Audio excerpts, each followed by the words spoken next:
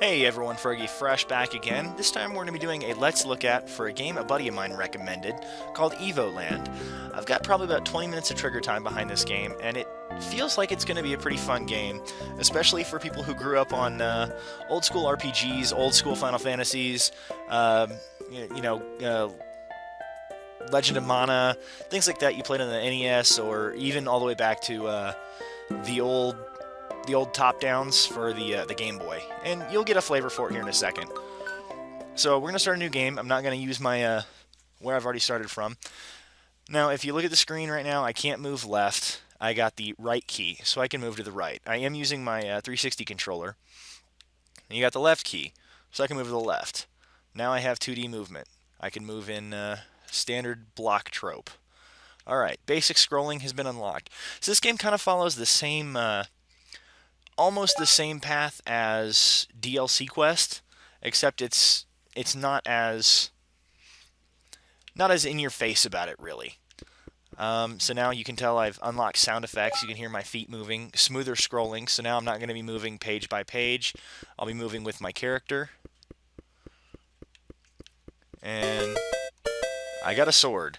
Surprising. So now I can cut down bushes. Anyone who's played, Zelda or any of those games is familiar with the concept of that. Now coming back over here, you'll notice there were some bushes back in this direction, if I remember correctly. Yep. So this game does have hidden elements. I found this earlier when I was playing. And I've unlocked a star. And there are hidden stars throughout the entire game. I think in the 20 or 30 minutes I was playing, I actually managed to find like 6 of them. So they're not that hard to find. They're pretty obvious in location, especially once you get a little further in the game, and you'll understand what I mean here in a second. This chest unlocked monsters, so now I actually have things that I can fight, but you'll notice I have no health bar. If I touch these guys once, I get a game over, and I have to start back over from the main screen. So now we have our music, and we're basically unlocking parts of a game as we go. Save points. So now I can go to one of these little altars here and actually save my progress. So now instead of going back to the complete start of the game and having to start over, I just spawn from that point. It's a save point. Now I've unlocked 16-bit color, which is really handy. It gives the game a little bit more life. It's a little more vibrant, and it's starting to feel a lot like a top-down SNES RPG. So as you progress on, it follows basic patterns of an RPG. It's very controlled. You can't wander around too much. It's very linear. And I still don't have, an HP bar or anything like that. Hey, look, a boulder. I bet I find a hammer or something later. I actually don't know at this point. So there's another save point and another chest. And we've unlocked our story. After centuries of peace, an ancient evil has finally resurfaced to threaten the world of Evolandia. You're one of the few remaining members of the Order of Dragon Knights, whose purpose is to travel the world to help the needy and fight evil. Those centuries of peace clearly mean you haven't had a whole lot to do recently, but it looks like business is picking up again. So this game isn't necessarily a tongue-in-cheek joke about how RPGs grew and developed. It really just actually shows you over the course of the game how RPGs came into modern existence. So right now we're in roughly the NES, Super NES era. Since we're in 16-bit color, we're probably more Super Nintendo.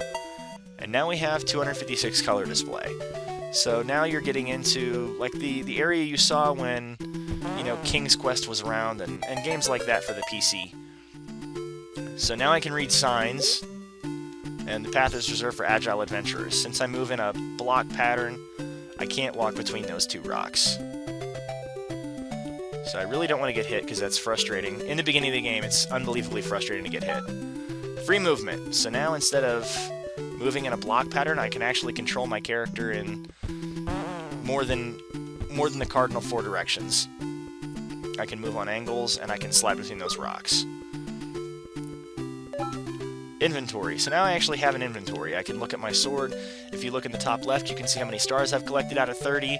You can see the trading cards that are in the game. I'll show you some more of those later. And you can see, I believe they're called gills in this game. I'm going to wake up this enemy. Standard Legend of Zelda. You can only hit him from behind or the side.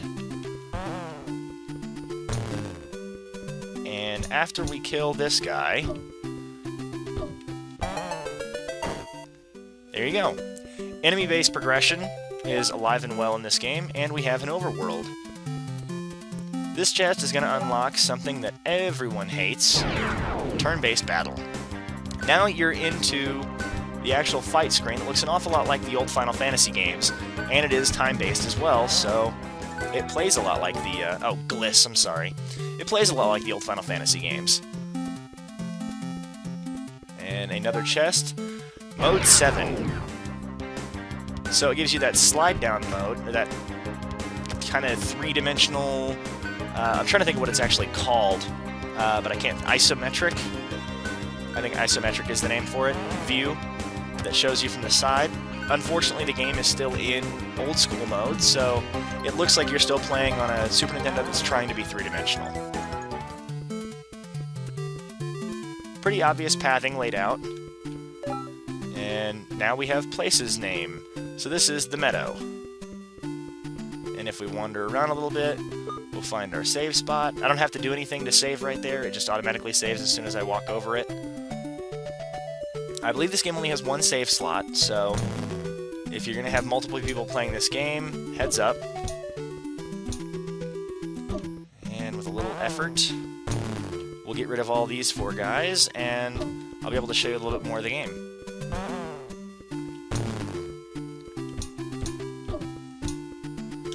Because after them comes another standard RPG plot point. There we go, and we've unlocked a village. And we've unlocked NPCs. At this point, we're a child, and no one's going to talk to us.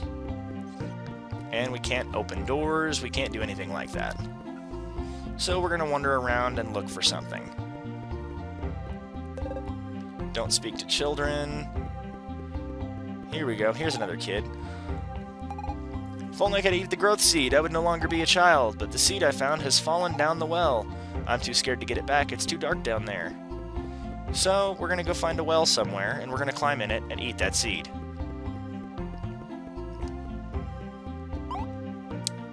Yes, I want to go in the well. You got secret place. What the hell are you doing here? And yes, I want to eat the seed. So now I'm an adult, and look a little bit like I'm wearing a Naruto headband.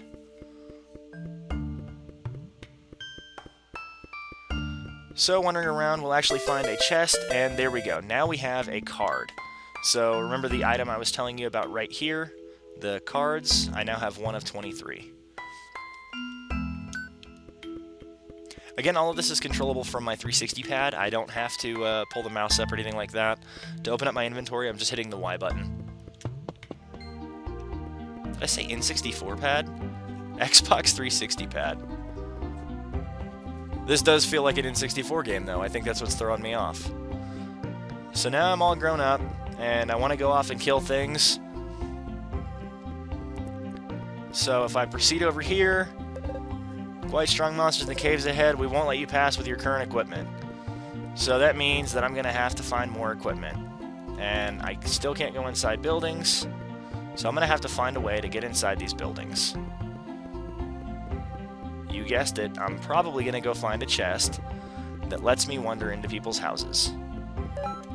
You got enter houses. You can now freely invade people's privacy. So now I can wander into homes, or places of business. That's the innkeeper, and this is where I can sleep. There's a few Easter eggs hidden in the game, and like I think there's one over here that's kind of funny, made me giggle. 1001 Monsters to Kill in One Shot by Chuck N for the Hardcore Adventurer. I think it's a tongue-in-cheek reference to Chuck Norris. And the little lights you saw off to the side there, I determined are the windows for the inn. They are not alternate exits.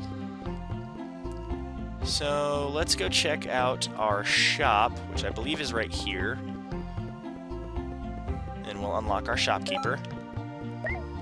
And find 50 gliss. And I'm going to buy stuff. I need a longsword. And I need copper armor, but I don't have enough money for that. So let's see if I can't sell some potions. And I don't have enough to buy that that armor yet, so they're not going to let me out of the town. But as you progress throughout the game, you actually, it evolves, like RPGs actually evolved. So instead of, you know, being a top-down scrolling game, it eventually turns into a 3D game, and instead of just being 3D later, it ends up being, well, let's see, I'll grab this potion, I'll go sell it. We'll push this video to 15 minutes, so I can get you out and actually get you to see some of the stuff. This is actually how I unlocked the sword or the armor the first time. I had to go find stuff and then sell it. I couldn't just earn the money and buy things. So there we go. Now it says I'm equipped and I can go out and fight monsters. And the barrel that was conveniently located in front of the bridge is going to be gone. There you go. So we'll progress on a little bit, we'll unlock a few more chests, and you'll get to see a little bit more of the game develop.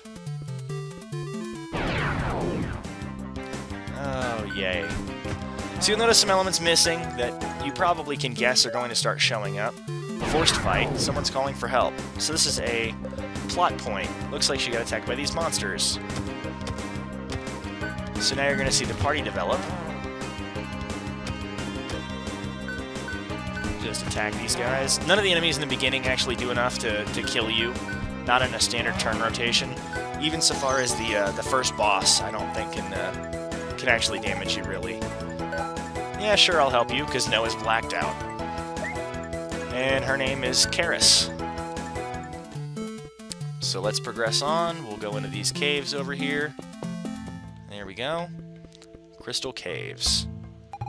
We need to find the crystal. Its power can change your perception of the world, and with it you can fight the evil that threatens my village. By the way, I just noticed I forgot to ask your name. So you may have noticed that in my inventory screen and everywhere else in the game, I actually had a question mark instead of a name. This is where I name my character. The default name is Clink, so I'm going to go with Clink. And there's my name.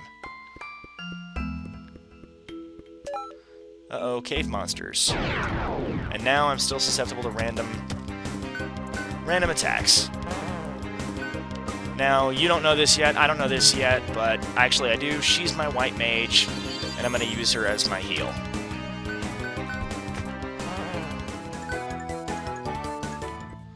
And if I can remember correctly, I'm going to go this way, and I think left. I really want to get to the end of the first boss, that way you can see how the game develops.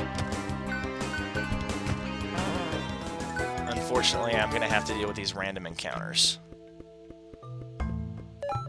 Experience points, so now I can actually level up and develop my characters. If I remember correctly, this guy doesn't do much of anything, and she misses. Because she's not really an attacking agent. So Clink reached level 2, attack is increased, Karis reached level 2, defense is increased. Which is handy, because since she's my mage, she's pretty weak.